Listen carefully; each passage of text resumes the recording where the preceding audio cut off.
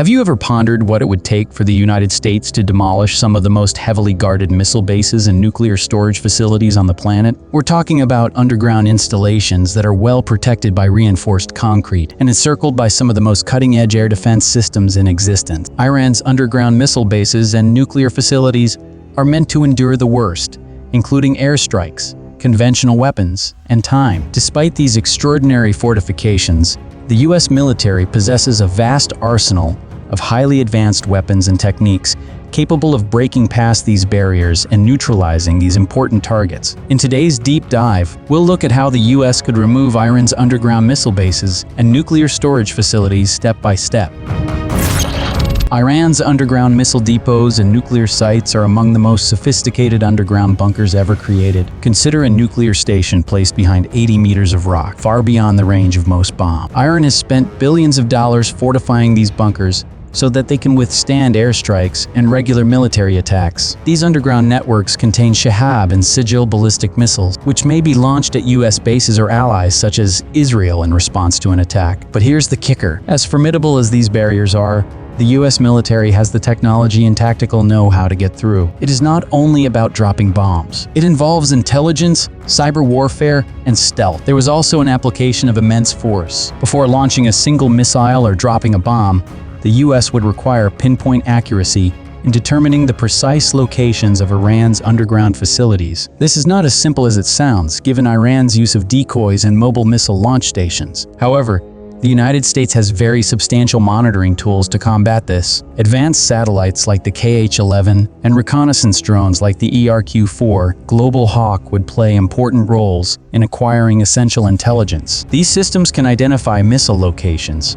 bunker entrances, and even target Iran's military communication. However, intelligence alone won't prevail. You know where the target is, but if it's protected by tons of rock and concrete, you'll need a new level of destructive force. This is when things get exciting. You might be wondering, what is the first step in neutralizing Iran's underground facilities? Surprisingly, this is not an airplane strike. The US would most likely begin with cybersecurity. Remember the Stuxnet virus? It crippled Iran's nuclear centrifuges in 2010. Now envision the following generation. The malware was deliberately meant to disable Iranian command and control systems, blind air defenses, and even hamper missile launches. Before a bomb is dropped, Iran could be left in the dark, unable to communicate or protect itself. It's a quiet but deadly phase of the conflict that lays the groundwork for what follows. After cyber warfare has weakened Iran's defenses, the United States will seek to secure air superiority. This entails starting a SAAD campaign to destroy enemy air defenses, including SAM sites, radar systems,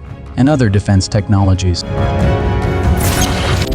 How? Enter the stealthy duo, F-22 Raptors and F-35 Lightning IIs. These planes are meant to be undetected by radar, allowing them to attack deep in Iranian territory without warning. Tomahawk cruise missiles launched from U.S. Navy ships might strike Iranian air defense facilities. And here's where it becomes even more futuristic. The U.S. may also deploy hypersonic missiles such as the AGM-138A Arrow, which can travel at speeds above Mach 5. At that pace, Iranian air defenses would have insufficient time to respond before the missile struck its objective. Now comes the moment you've been waiting for: the actual demolition of Iran's underground bunkers. Bunker busters are specialist bombs developed by the United States specifically for this type of task. One of the most powerful is the GBU-57 Massive Ordnance Penetrator, MOP. This 30,000-pound monster is meant to punch through 200 feet of concrete or rock before detonating, making it an excellent weapon for sites such as Fort. To deliver this beast, the U.S. would employ the stealthy B-2 Spirit bomber, which can fly unnoticed deep into enemy airspace.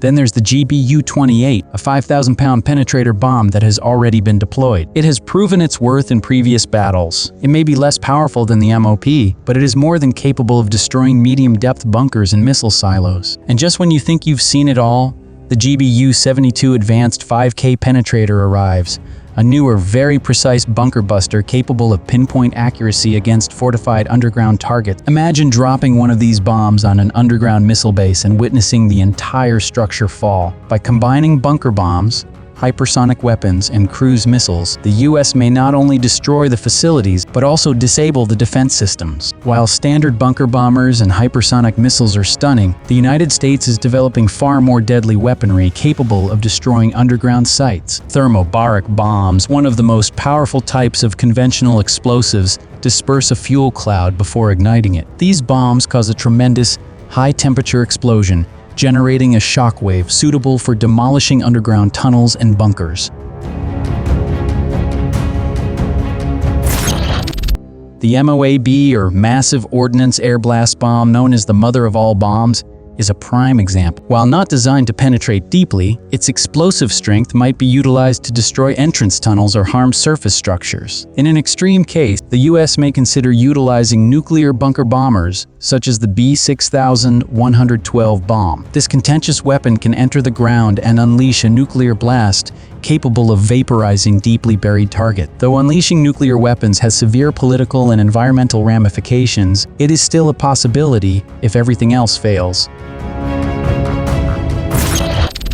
Iran's mobile missile platforms are a critical component of its defense strategy, but the U.S. is ready to neutralize them. Armed drones such as the MQ-9 Reaper could monitor and kill these launchers in real time with Hellfire missiles. Given hypersonic weapons' speed and lethality, even mobile missile platforms may struggle to avoid identification and annihilation. While air power and cyber warfare are important components of this strategy, special forces such as Delta Force and Navy SEALs may also play a part. These special teams may carry out precision strikes on mobile launcher, destroy communication centers, or even infiltrate underground sites and plant explosives. Special soldiers would also be extremely useful in obtaining last-minute intelligence or directing precision airstrikes in real time. We discussed how the U.S. may hypothetically destroy Iran's underground facilities, but what happens next? Iran refused to go down without a struggle. Retaliation might take the form of missile strikes on U.S. sites in the Middle East or assaults on Israel and Saudi Arabia. Iran could potentially block the Strait of Hormuz, interrupting global oil supplies and causing economic shockwaves. The threat of escalation into a bigger regional war exists, and any military strike would have to balance the potential benefits against the considerable risks. So, can Iran's underground missile stations and nuclear storage facilities be destroyed by the U.S.? The short answer is yes, but it would not be easy. The mission would necessitate a combination of stealth, cyber warfare, intelligence collection, and advanced precision-guided weapons.